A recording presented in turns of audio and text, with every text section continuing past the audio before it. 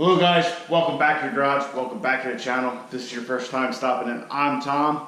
This truck makes 1,000 horsepower and we're getting close to getting it back on the track. So please subscribe and keep updated with what's going on with the truck and see when we get it to the track. So guys, our 8AN line came in so we can finish plumbing our transmission so we can get close to getting it filled. We can't fill it tonight because I never got the nipple and coupling so that we can use this temperature sensor on the line coming right out of the torque converter. So that was my mistake. I'll get that tonight or tomorrow, and hopefully I guess my plan is to hopefully fill the transmission in the next episode, maybe get the truck running, that kind of stuff. So we're going to take care of all the little stuff that has to be done for that. So we're going to get our intercooler piping on. As you can see, I've already been out in the garage working on the exhaust mod. Our downpipe's in. I'm not going to show it to you because that'll give away too much, but trust me, it's worth it.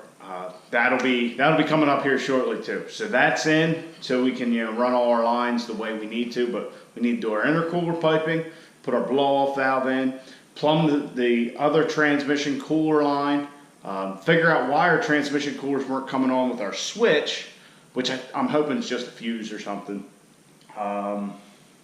Put our filter and all that back on. I might even just clean the filter just because. What else? Or our oil feed and our oil drain to our turbo. So we got a bunch of stuff to do, a bunch of little stuff. So hopefully we can knock that all out tonight and hopefully fill the transmission next go around. So that's the game plan. Let's get to it. I completely forgot that on Monday night after hunting, it was the first day of shotgun/rifle in Pennsylvania. A very interesting hunting story happened to me. So if you guys are interested in hearing that, I'm going to share that with you now. If you have no interest in that, it'll probably be like 3.5 minutes, something like that. I'll try and put a timestamp down below so you guys can skip past that. So if you just want to see the truck stuff, skip ahead like 3 minutes. If you want to hear this interesting hunting story, here you go. Today is Monday. It is actually the first day of shotgun and rifle here in Pennsylvania. I hunt with Dad, my brother, my uncle, my cousin in a special regulation area, so we were allowed to shoot doe today. So Dad and my brother got a doe each. My brother's was a real nice size. So I just got home like an hour and a half, 2 hours ago, and as you can see, all I did was get my hunting stuff out of the truck, and that's where our story starts. So I'm recording this now while it's fresh in my head. I'm actually not going to work on the truck tonight, but I'm going to add this onto the Tuesday's video. So it all started, I'm here getting stuff out of the truck, out of Caitlin, and I hear a bunch of commotion back here behind the pine trees. So I'm listening and say, I figure it's a deer, something's there. I'm trying to be quiet. All of a sudden I hear voices. So I hop on the old four-wheeler, scoot down there. I say, hey, can I help you guys? You're trespassing. Well, here it was my neighbor's brother. I had met him before. I just didn't realize that quick who it was. So that's where our story begins. They told me they were tracking a deer. I said, I got some nice lights. We'll come up here to the house, got some lights. I said, I'll help you track it. So we track it all down through my woods. It's snaking up here, down here. It crosses a little stream bed, goes through some thick briars. We're down there for a good 45 minutes. So then we get out into a cornfield. So we're tracking blood through this cornfield, find a piece of bone. I guess a guy must have just shot it in the leg or something. So we're finding bone, little dots of blood, some bigger spots of blood. So we get down to this fence line, figure he hopped the fence. No, he was smart enough, he knew he couldn't make it. So he just followed the fence line. We get up to these people's yard. My neighbor's brother goes, talks to them. They said, yeah, you can track it through our yard. Well, it just went in the yard for a little bit, come back out. So right there is a fairly major road. So we go, there's a big pile of blood there. But then it goes down the road. So we're following, what happened here? They get hit and drugged by a car. Following it. Finally, the blood gets to where it's like one straight line of blood. I've never seen anything like it. What the heck? So we follow it down the road like a quarter mile. First driveway we get to, there's more blood. There's a tire print in blood. What the? So then we notice the driveway's all wet. somebody hose this off? Yep, and there's blood in the grass right there. Somebody hosed it off or got buckets of water. So my neighbor's brother knows the people at the house. So he goes, talks to them, steps inside. He's in there for a while. We're all kind of thinking of theories of what happened. He comes back out. He's telling us, he says, well, it got hit by a truck and drug. Here, the punchline of the story is, it got hit by a meat truck. Of all things, it got hit by a fucking meat truck. Here, it got, and apparently it had a pretty nice rack on it. I never saw it. But it got hit by the meat truck and then got tangled up underneath and drugged down the road until they pulled in that driveway. And it was so jammed and wedged in there, they actually jacked the truck up to get the deer out.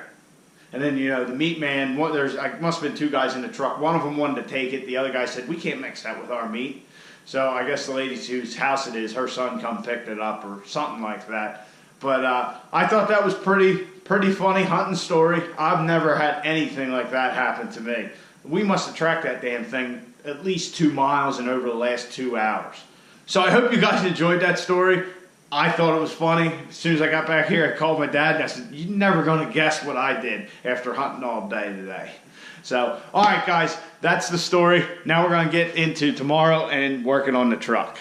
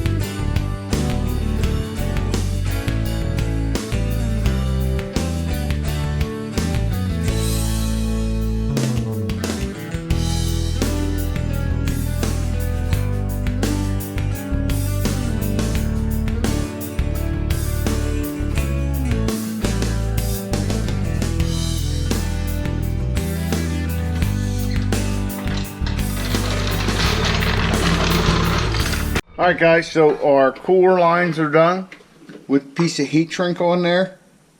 Just, you know, a little abrasion resistance. I'm going to definitely tie them off to keep them from flapping around a little bit. Probably a little bit on this aux cooler bracket we made. As you can see, there's ample room between the new aux cooler and the drive shaft. And to answer some of the questions from the comments, yes, drive shaft hoops are on the docket for this winter. And as you can see, our 180-degree AN fittings there. I tried to paint it with a little engine enamel. As you can see, a good bit of it came off during the whole process. But, oh well, it is what it is. Nobody's going to see it anyway, so it'll be our little secret. Alright, let's move into the engine compartment.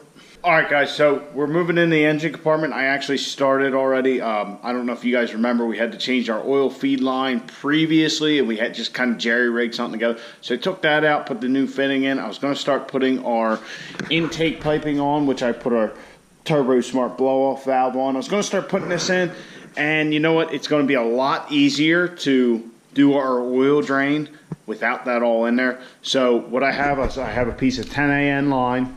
I have a 10 AN 45 and a 10 AN straight, and I also have this fleece 10 AN block fitting for the oil drain. Now I remember somebody had commented a while back that these leak.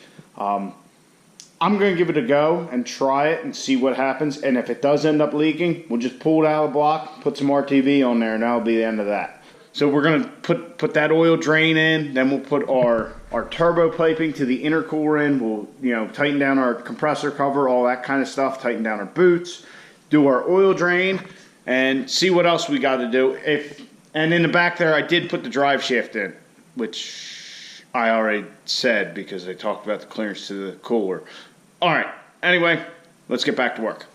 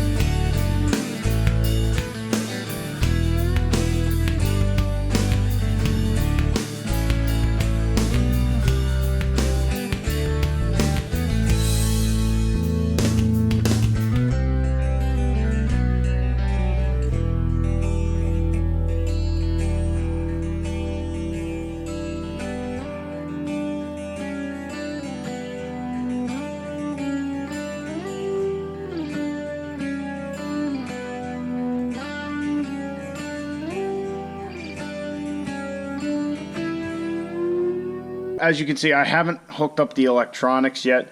Probably going to pull the filter off and clean it, just, because why not, But our intercooler to turbo piping is done. Our oil feed line is ran. As you can see, it's touching this boot a little bit, but it's just ever so slight, so I'm not worried about it at all. And our oil drain is installed. I did have to undo that little, let's call it bulkhead fitting or whatever the fitting is at the bottom that we had installed on our turbo in order to get that AN line tightened down. That wasn't really that big a deal, but just so you know, as you can see with the turbo in this position, it is a tight fit in there. So, put this up here. So as you can see, the turbo and the engine bay here looks a lot different than before with the turbo sitting up. I certainly think it looks a hell of a lot cooler. Should have just gone with the stainless kit to begin with and just done it this way to start off rather than messing with the source one. But now we know. But if you want to do the stainless kit in your truck with second gen swap, just remember that plastic piece was here, so that was a little tight. So we got rid of that to make some room and then heat wrapped the wires. So yeah, oh, and our blow-off valve's connected. So that's all well and good. I like how everything's looking. Let me pull this filter off real quick.